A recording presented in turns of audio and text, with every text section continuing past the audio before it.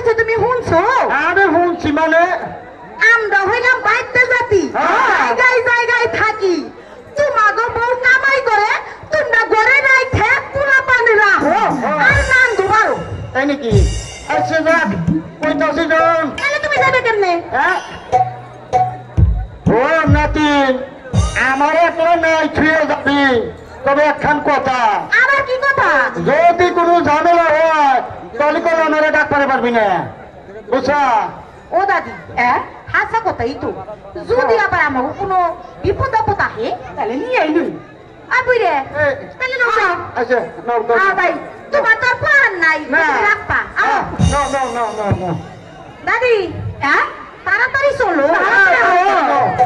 তাড়াতাড়ি চলো।